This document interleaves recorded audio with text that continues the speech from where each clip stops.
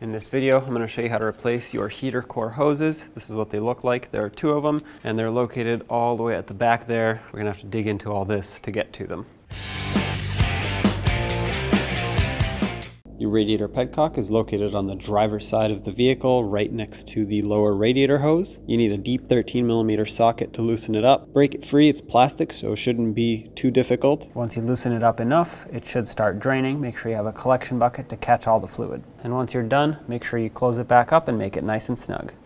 I want to move this whole unit here out of the way, so what I'm going to do is unplug this wire, press on the tab.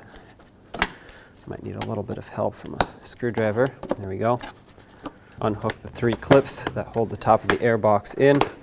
Lift this up and out. And now I'm just going to tie it out of the way like this. If you're doing this, I recommend removing your air filter. That way if any debris falls, it'll fall in there, not on the top of it, so it can't get sucked up into the engine.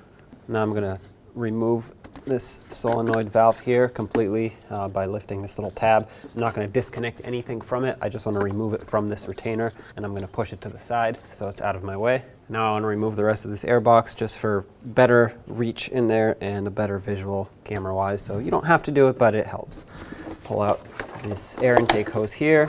Looks like this is already popped off the clamp, so pop that off if yours isn't. And then it should just pull straight up.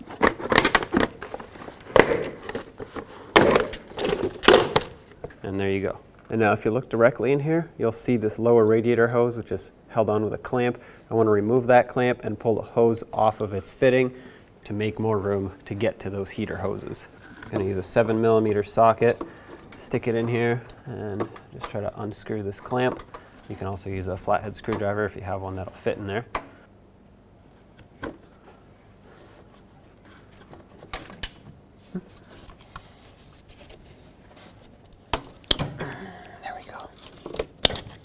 Grab some pliers and twisted it until it completely broke. And now I can grab this hose, give it a twist to break it free, and pull it right off. Push it out of my way here. And now that we've made room, you can see right in there, that's the longer of the two hoses. If you're looking at the firewall, this is the one that is on the right side, so towards the driver's side. I'm gonna take this one off first. There's a hose clamp right there that you can see. It's not gonna be easy to get to, but I'm gonna try my best to get a tool in there. Probably a 7mm socket is what I'm going to go for, and loosen up the clamp. Oh, I think I got it. All right, this is nice and loose. Let's try to get this clamp out of here. I was able to spin it upwards a little bit so I can get my socket back on it, loosen it up some more. Okay, well, it wants to stay there, so that's fine with me. I'm gonna try and break this hose free by giving it a couple twists.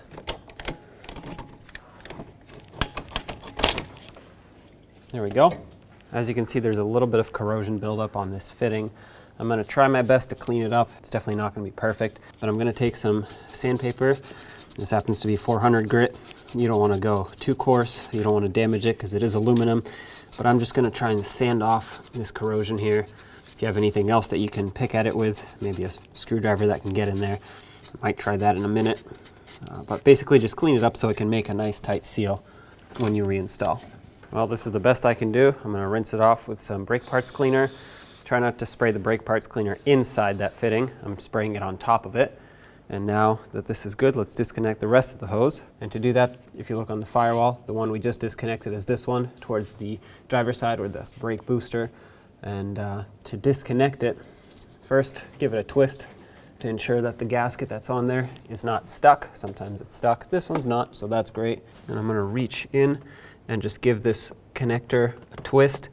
As you twist it, I'll show you what happens, but basically it unlocks 2 tabs in there.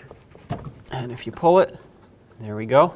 Coolant will come out again, no matter how much you drain it. There will still be some on this hose. We have to just fish it out of here. It will be kind of stuck. Coolant will continue to come out of the hose. Pull up on it, and there you have it. This is one of the 2 heater hoses. Clean up the surface here. Mine looks pretty good, so I'm just going to take a clean rag and wipe it off.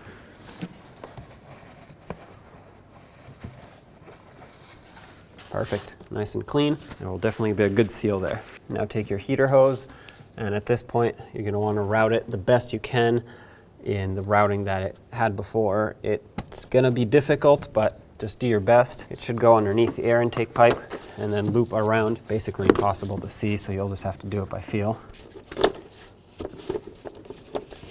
Okay, finally got it pulled through. It was not easy. Now you can take this, slide it over here, and push it on until it clicks. There we go, this locked in. This is a slightly different design where you have to pinch these two tabs, but overall, same type of connection. Make sure it's solid in there. Make sure it's secured in there, which it is. So now let's reattach the hose on the other end. Now I'm gonna take my hose clamp and put it on the new hose. I sprayed a little bit of rust penetrant on it just to free it up a little bit. It wasn't stuck, but it wasn't smooth either. So I'm gonna try and put the hose back on here now. Make sure when you slide it on, it is completely bottomed out. Otherwise, it runs the risk of popping off, and that is not good. Tighten up the clamp. I'm gonna position it the same way that it was originally, because even though it might look like it's in a bad spot, it was really not that bad, and I could reach it with my ratchet. So I'm gonna have to hold it. So I'm gonna block your view for a second, but I'm gonna start tightening this hose clamp. When you position the hose clamp, you don't want it in all the way. You also don't want it right on the end of the fitting. You want it somewhere in the middle. I know it's hard to see. Just try to position it in the middle of where the fitting goes into the hose. Okay, it's getting snug. I'm gonna go ahead and tighten it until it starts squeezing the hose a little bit, and then I will stop right there. You want it snug, but you don't want to over tighten it because it is easy to break these clamps. And once you break it, you have to put a new one on because the teeth on it strip out. And as for the other one, if you look right behind it, so this right here is the one that we replaced, and that one right there is the one that we're after right now. To get to that clamp, you can actually get to it from above. It is just really, really difficult to see. There's no way I can show you that because I can't get anything in there to show you, but just look for the hose, follow the hose down from the top, and you will see the end of that clamp, as long as it was put back the way that it was intended to sit.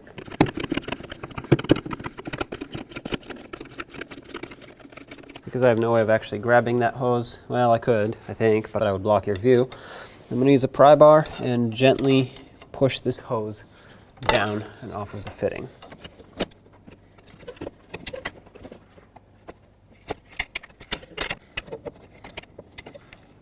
More coolant will come out. Now, same thing for this one. Give it a twist. If it's free, twist the connector. With the connector twisted, pull it out, and here's your hose. This one's shorter, so it'll be easier to take out.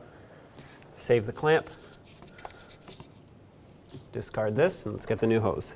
Slide it down and make sure it follows the same path as the original. And once you have it all the way down, wipe off this fitting, check it for any corrosion or debris. This one looks good. Connect the hose, make sure it clicks. Just like that. Give it a tug to ensure. Now let's hook up the hose on the other end. I'm going to try and stick my hand in here to get to the hose, and I'm going to block your view, but that's the only way that I can actually get it to slide up onto this fitting. And as you slide it on, just make sure that it slides on all the way. It's very important.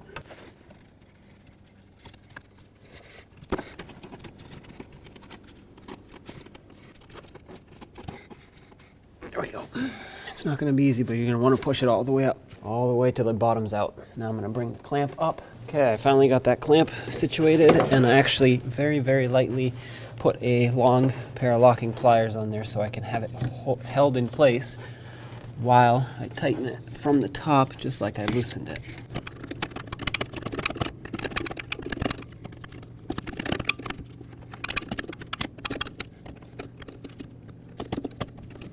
Make sure this clamp is nice and snug, but as always, don't over tighten it. You don't want to break it. Okay, that should be good right there. Now we have to clean up our mess with some brake parts cleaner. Spray it all down. You don't want to mistake any residual fluid for a leak. Try not to spray inside the coolant passages, of course. Now let's put the lower hose back on. I'm putting a new clamp on mine. There we go. Make sure it's bottomed out. Now it is. All right, let's snug up the clamp.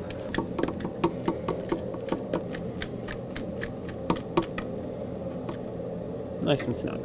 Now take the bottom of your air box and line it up with all of its mounting points. There's one over here, one somewhere under here, and one on the side. Press it down. It clicks into place. Put the air filter back. Don't forget to remount this little solenoid. Make sure that clicks into place. Put this hose back in, as well as this air intake pipe over here. And of course, the top half.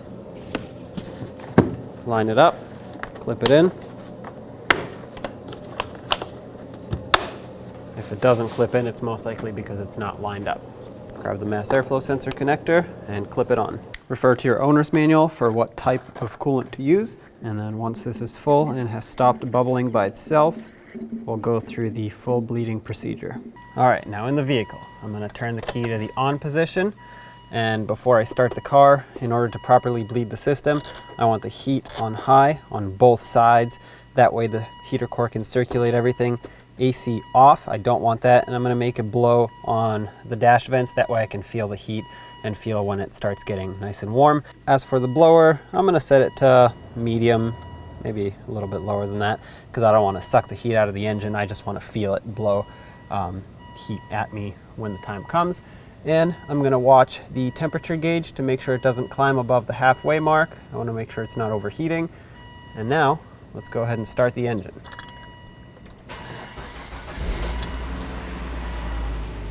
Make sure everything runs smooth, which it is. It's running very smooth, normal, no check engine lights. So I'm just gonna let this thing run and warm up. And I'm also gonna pay attention to the coolant level and make sure it's not bubbling over as it's heating up.